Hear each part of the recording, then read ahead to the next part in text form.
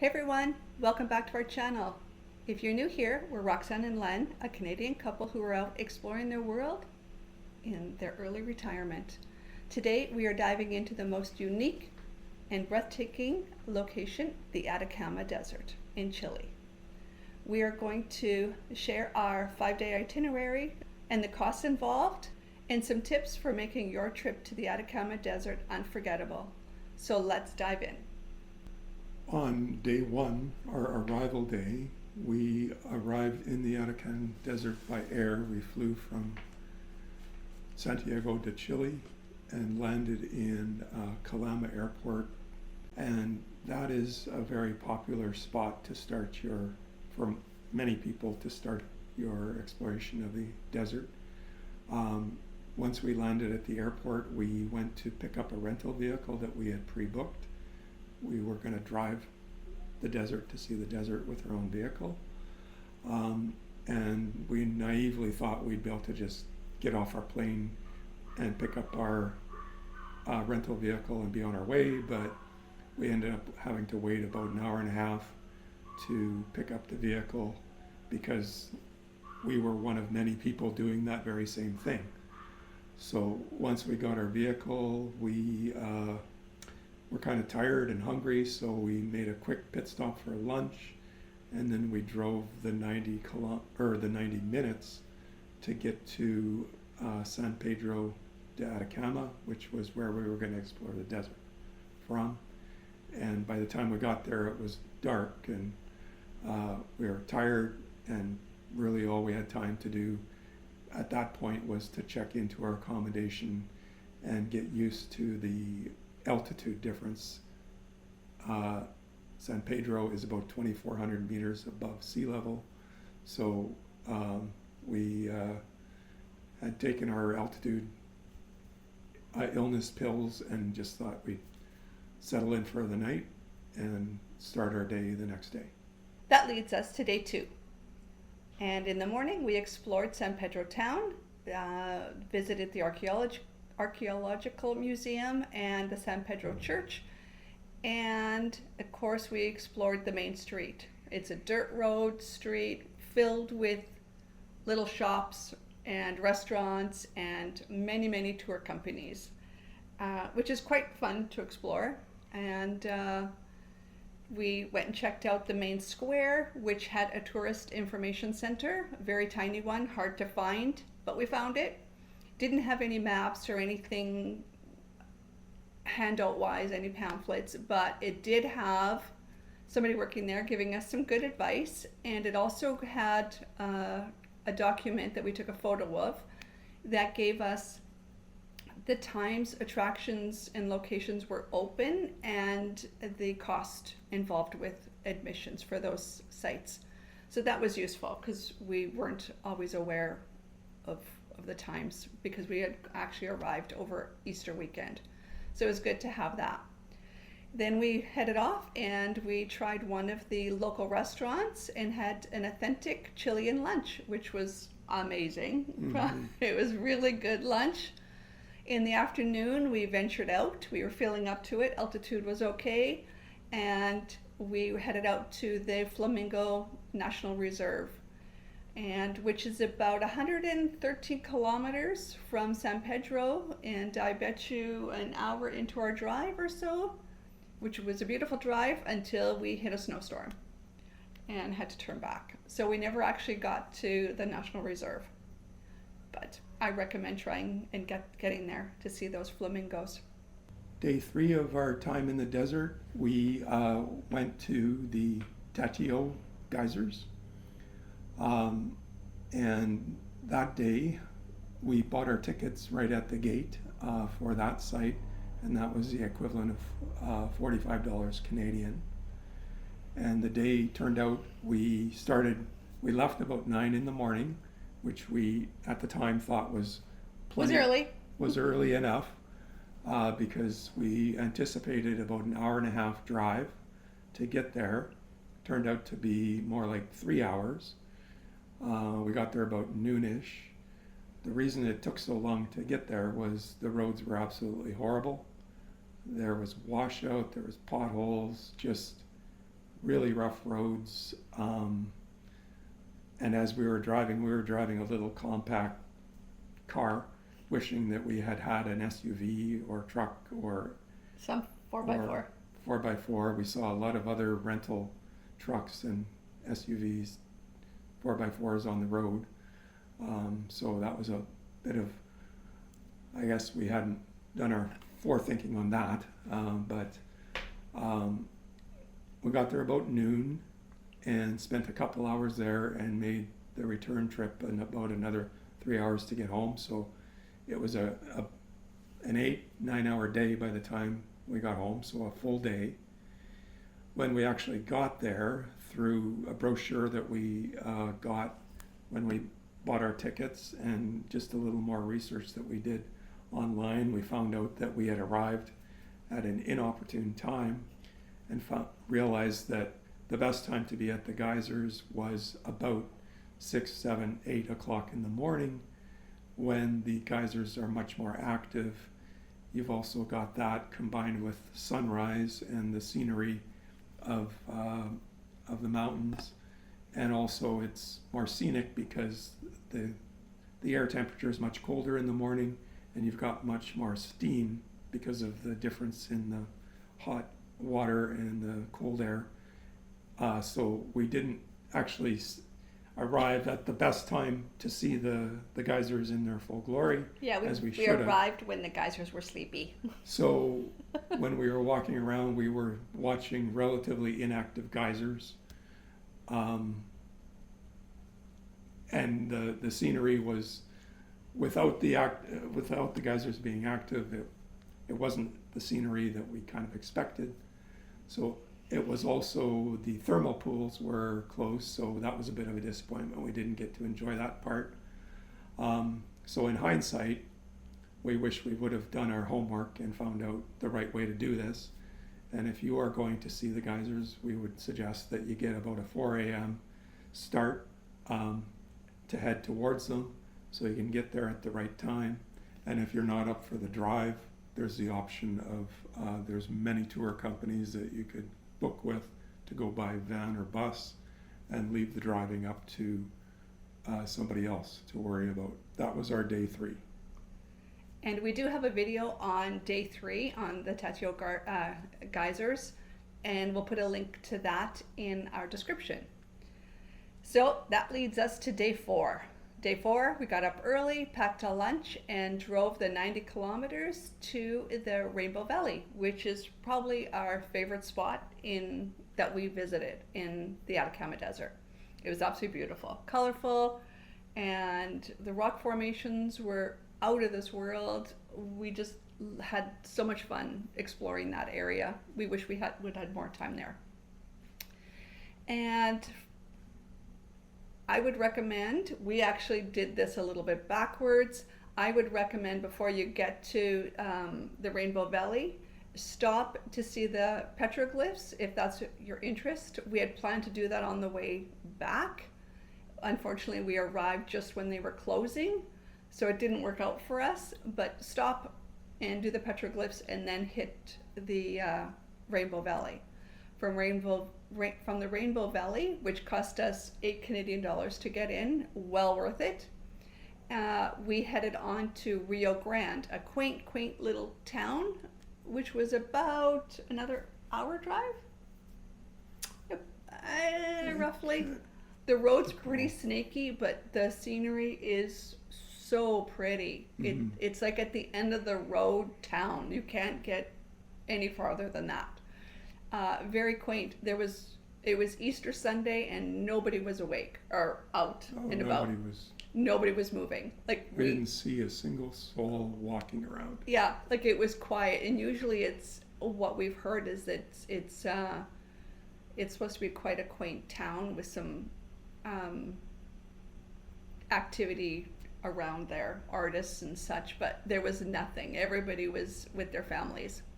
So that was a bit of a disappointment, but that's sort of what we did on day 4.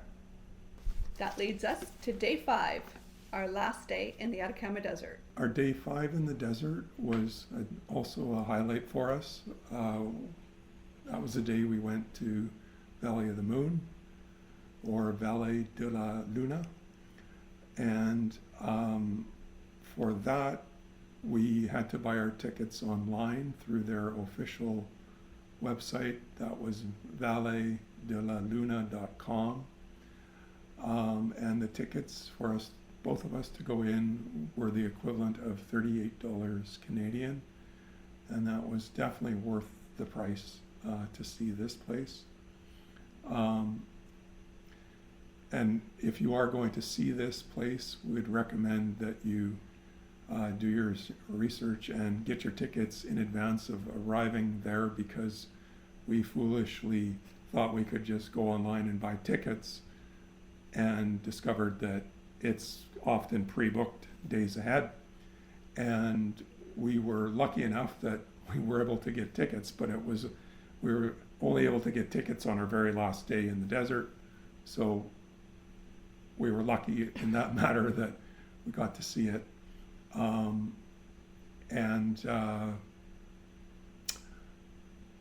It was out of this world scenery.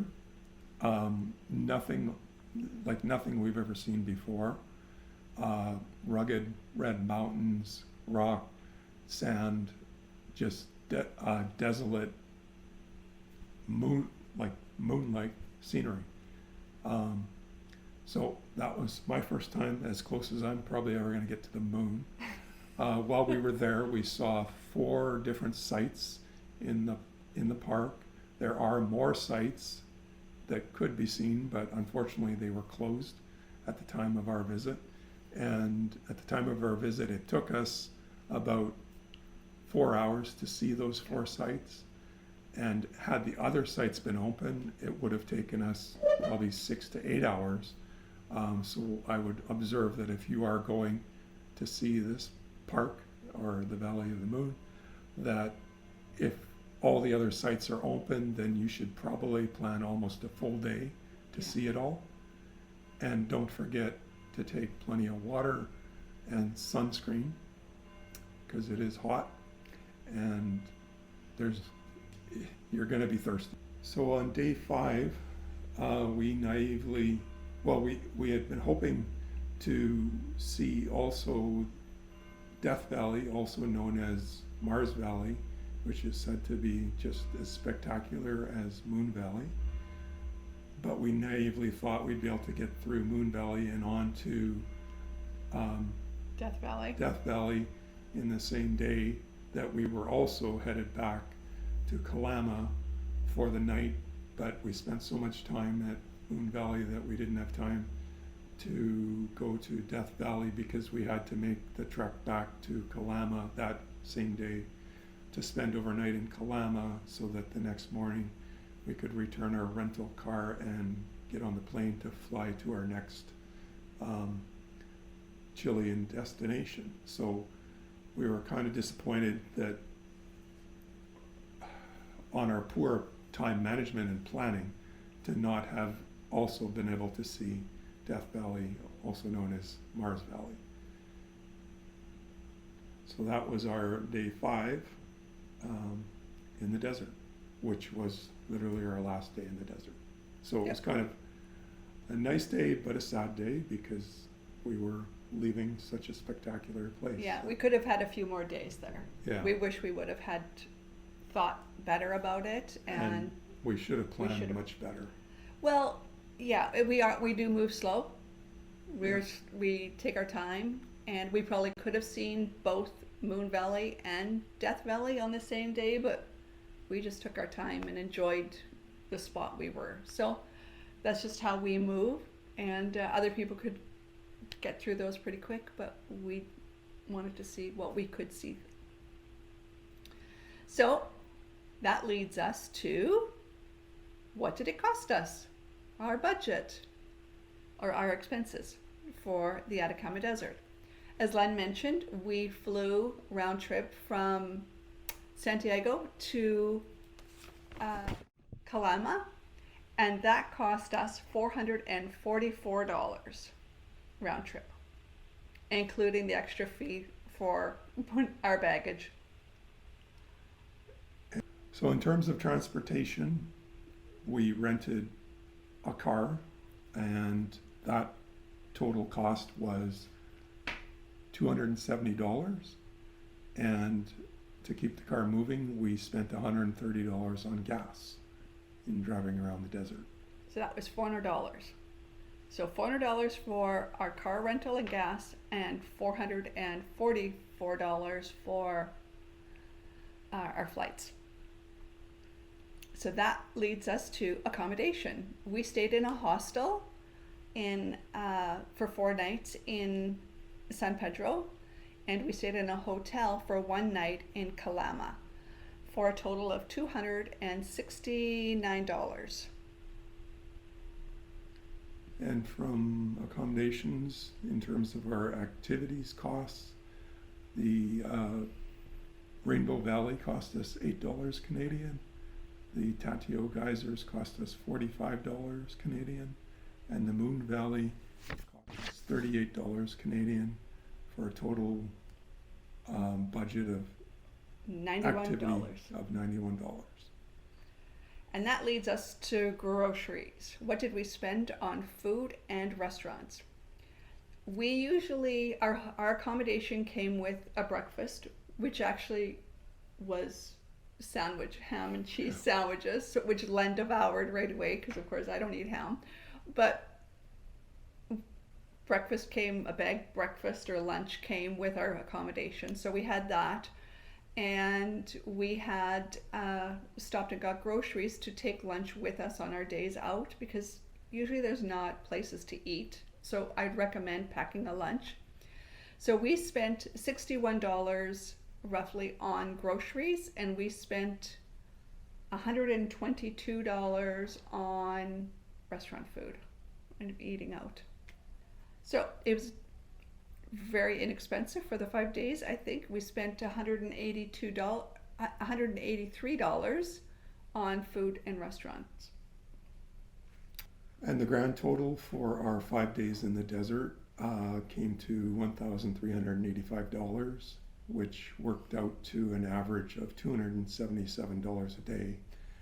Now, let's move on to some tips to make your trip to the Atacama Desert more pleasant. First tip we'd give is pack for all weather. The desert can be very hot during the day and very cold at night.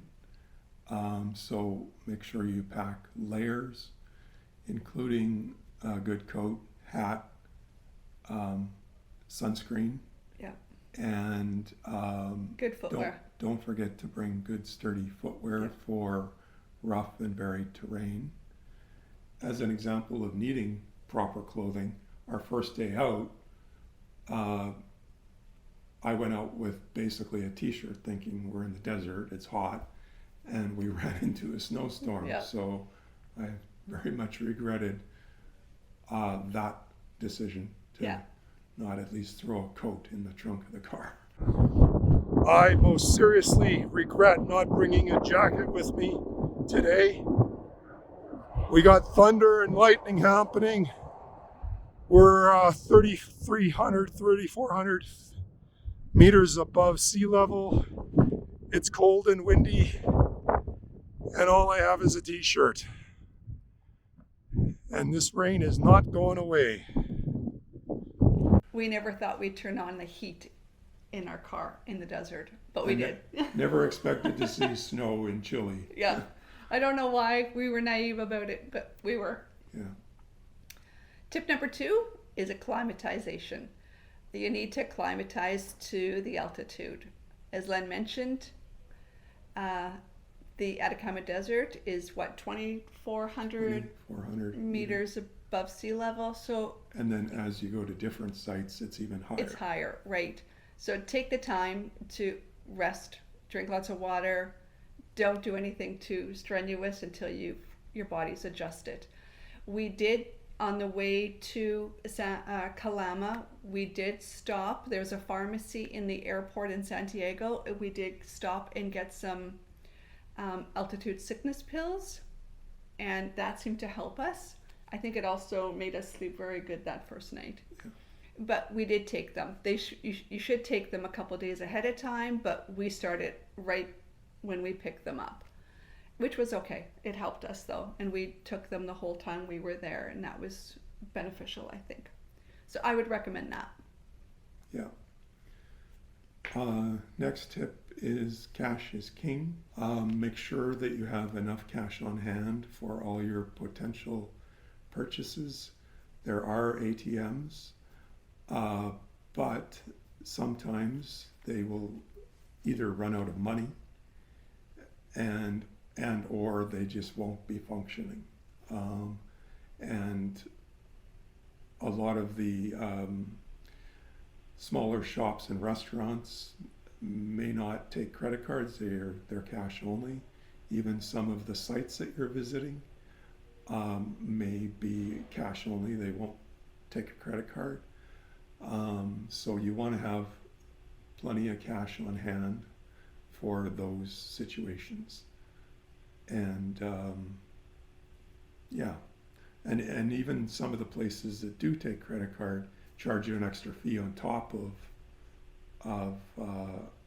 Yeah. on top of using your credit purchase, card. yeah. I think the worst fee we were potentially looking at was like 10% on top of your cost to use your credit card, which was insane. Yeah. Even our accommodation required us Oh to yes, pay cash even Yeah. we had to have enough to pay pay for our accommodation in cash. in cash Yeah. because they didn't take credit card. Our fourth tip would be to book your tours and attractions ahead of time or have them planned out. We, as full-time travelers, we seem to have lost track of holidays. And when we arrived, it didn't even dawn on us that it was Easter weekend. It happens. And I think what had happened to us when we went to book the Moon Valley is we kept going online to book a ticket, and it was always say none available, no space available, because you have to identify a time. There was no times available, and I think it was because it was shut down over the Easter time. So that's why we had to book it on our last day there. And so look at the schedules, go online, look at the schedules of the places you want to visit, see the dates that work best for you, and book those ahead of time. That would be a big recommendation. And do your homework unlike what we did. Yeah. Find out the We just details arrived. and, Yeah, we just we- arrived. we should know better by Yeah. now. Yeah. So It we're- always works out though. we're- It's we're- always fine. Yeah. But those would be our 4 big tips for making your trip to the Atacama Desert more enjoyable. We hope you enjoyed this video and the tips and all the information we've given in this video in planning your trip to the Atacama. If you did, don't forget to give us a thumbs up, subscribe to our channel, and don't forget, if you have any questions or comments or tips for us or anything that you'd like to comment on, we'd love to hear from you in the comments section. Thanks for watching the video today, and we'll see you again on the next video.